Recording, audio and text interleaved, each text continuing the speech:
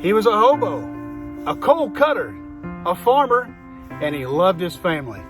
As my grandfather, B.T. Watts. Awesome, awesome. Hey everybody, this is Russ with Family Tree Nuts, and I'm in southeastern Clark County, Kentucky, here at Thacker Cemetery. I'm here with a special guest. Do you want to tell them who you are? I'm Sue Baber Castle, and I'm a family historian, and we're going to talk about my grandfather today. That's awesome, awesome. And so his name was B.T. Benjamin Taylor. That's correct. Well, actually, he wasn't named that when he was a baby. He was actually named Taylor Benjamin after two uncles, one uncle, one great uncle. But people like to call him TB. Yeah, that was an acronym for tuberculosis about the time in the... 1904. Yeah, that was pretty... That was not a good... So he legally changed his name to Benjamin Taylor. But so BT. He became BT. A lot of people knew him as BT, but a lot of people called him Taylor. Okay, went by Taylor. That's great. Now, when was he born? He was born in 1904, February of 1904 in Ned, Kentucky, which is on the banks of Lost Creek. On the banks of Lost Creek. Lost Creek. Ned, Kentucky. That's right. What county is that? That would be in Breathitt County. Okay. Yep. And he lived there as a little boy for most of his early childhood. He lived there. But by the time about 1912, he did complete a third grade education. Okay. But this would have been about a time too that his mother would have been pregnant. Okay. His dad probably would not have been around. Okay. So he quit school. All right. He only had a third grade education, and I'll just say at this moment, he's probably the most educated, uneducated man I ever met. Okay, I understand that. Absolutely. I definitely can relate to that. Yeah. So when he quit school, he was a water boy when they were paving Highway 15 up in Perry County, in eastern Kentucky.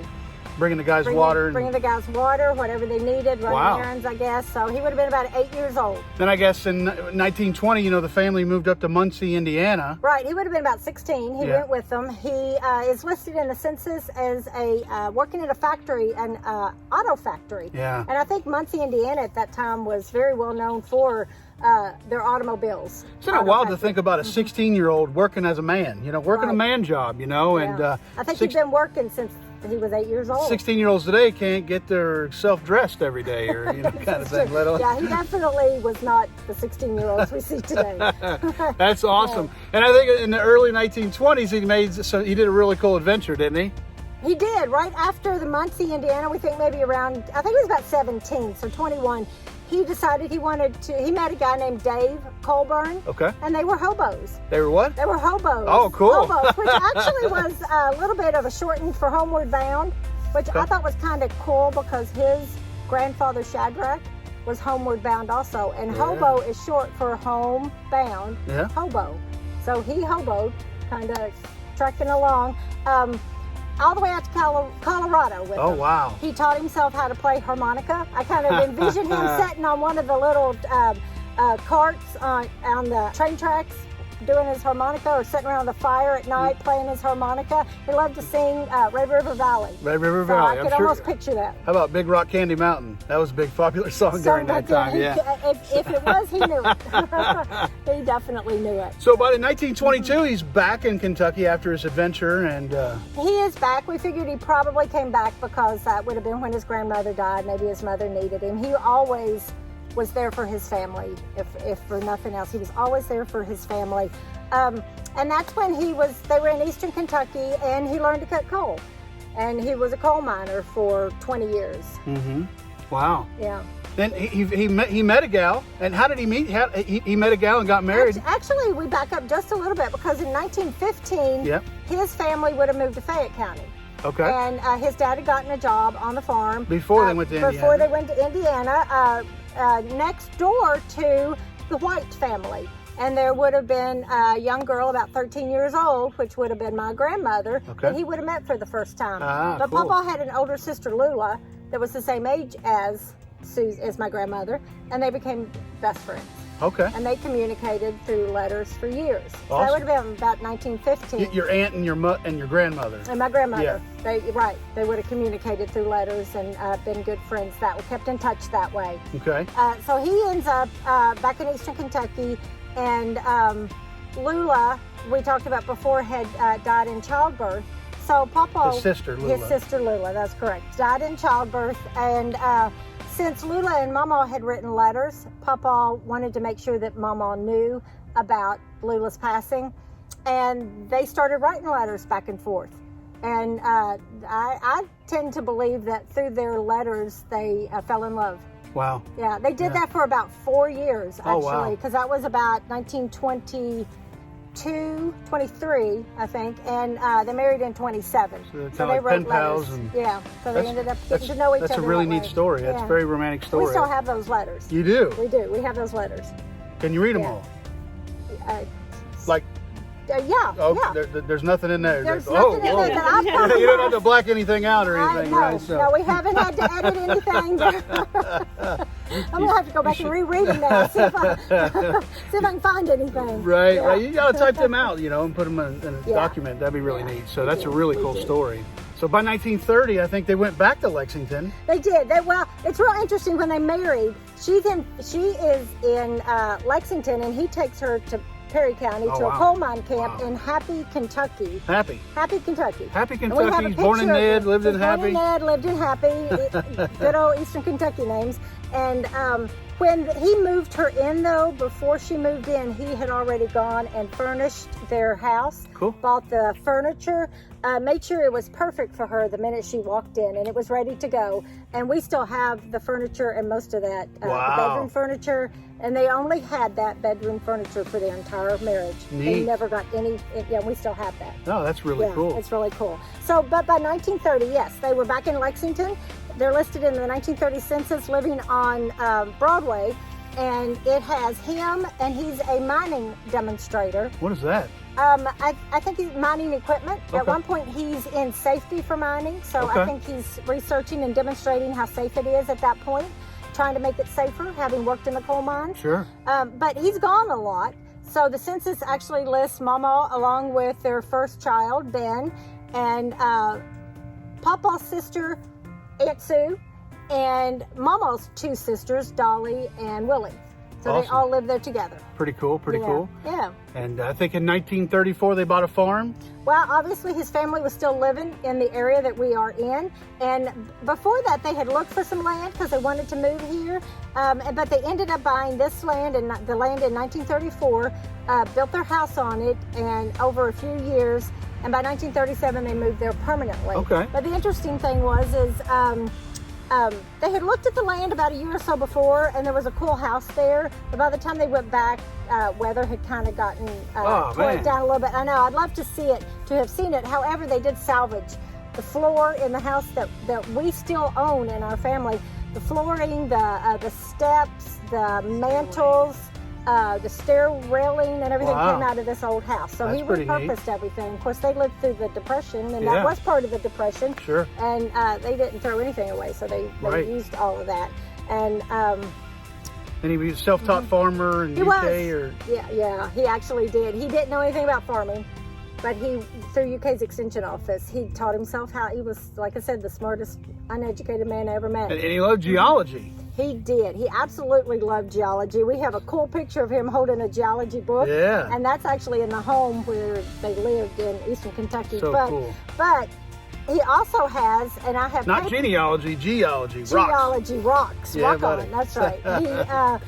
He loved it so much that he researched the Silver Swift mine, which is in the Appalachian Mountains, that was first discovered in, I think, around 1760 or so by Jonathan Swift. Okay. And there's folklore that there's still silver in them there hills. Right. And he thought it truly was there.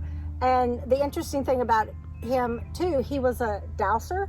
He actually could take a stick and douse for water. And I think he thought he could also find minerals. Exactly. It would move on him. It actually would. When he would come across water, that stick would move, and he'd know exactly where he is. As a matter of fact, the springs on the farm that he maintained for his cattle, he found with his dowsing stick. That's pretty neat. Yeah. That's pretty neat. Yeah. Wow, what a neat guy. He was a cool guy. That's why I say he's my hero. And then he was an active member at the church, I think, too. So. He was, absolutely. He taught Sunday school until he ended up with cancer and couldn't teach it anymore. So that was into the 1990s. He still taught Sunday school. Was this the gentleman you were telling me that people used to go over and see or the girls would come spend the night over there? Yeah. Yeah, actually, that's right. Yes. My mother's friends, like she had a lot of friends in high school and stuff, and they would go to each other's house like young girls do and spend the night, but they mostly wanted to go to Mom's, and she found out why they wanted to go to Mom's, because they thought her dad looked like Spencer Tracy. And he does. I'm showing you a picture of that. Yeah. The side by side there. I've never seen the side by side. He's a pretty good looking fella. He was a good looking fella. He was very nice looking. It's a good thing those genes pass on, right? That's right. He was a fine looking fella and a fine man. Absolutely.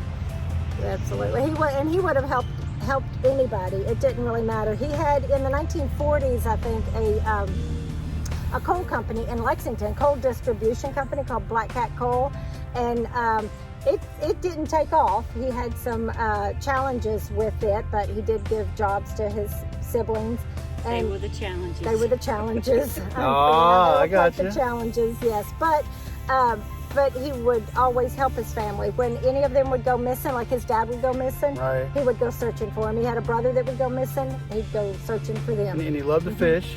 He did love to fish. He actually, with his nephews, the Brashear boys in eastern Kentucky, they went fishing one time, and he ran from many fish and game warden, actually, but one time they went fishing with the Brashear boys, his nephews, and the fish and game warden was coming in, and they all dispersed. And it must have been on a Sunday, because Papa puts his Sunday clothes back on, and he goes walking up the road, and the fish and game asked him about the fishing. He goes, well, he says, I'm in my Sunday clothes, so I haven't been fishing. I don't know who you're talking about.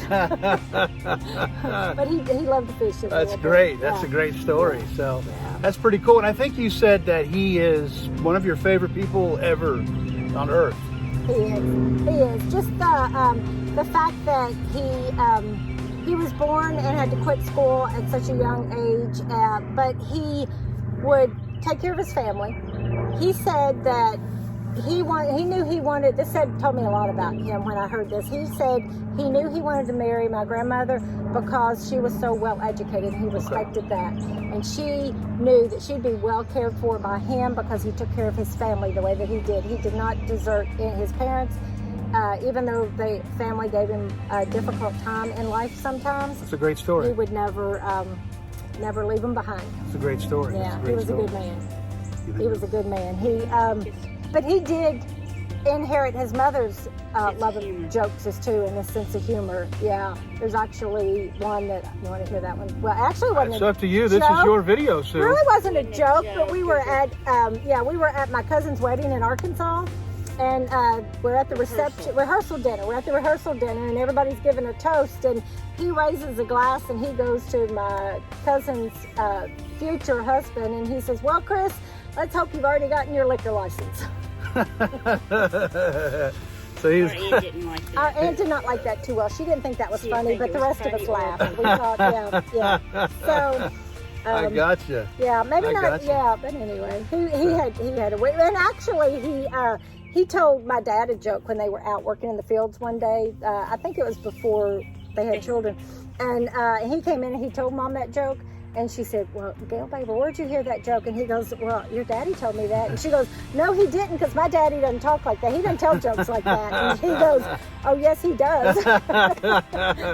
We probably shouldn't know that joke, but I guess we can guess, right? I guess we could guess. It might have been a peppermint joke I told you. Oh, right. I doubt it, knowing him. But, yeah. Anyway. So, anything else you'd like to say about your grandpa, BT? He was the most amazing man. Everybody should have someone like him in his family. And if anybody, and they all do, but if anybody in my family deserves to have their story told, it certainly would be him. Yeah. He was one of a kind. I don't know that they'll ever make another one like him. And I definitely was his favorite out of his 14 grandchildren because I was the only one he kept a picture of in his wallet. That's because he couldn't remember. That says a lot. That's because he couldn't remember which one she was, and he had to go back and look at her picture. Did you hear that? Can you say that louder? I said that's because he never could remember who Sue was. He had to go back and look at her picture. Because he loved me so much, he wanted to look at my picture all the time. Gotcha. I guess we should move on in the video. But I guess he passed away. When did he pass away? He did. He passed away in July of 1993. 1993. And his presence is still felt, but definitely still missed. Awesome. to this day. Awesome. So here we are at the gravesite of Benjamin Taylor, B.T. Watts, here in Thacker Cemetery here in southeastern Clark County, Kentucky, with their granddaughter, Miss Sue Castlebaber. And hey, remember, family tree nuts. Let our nuts find the nuts in your family tree.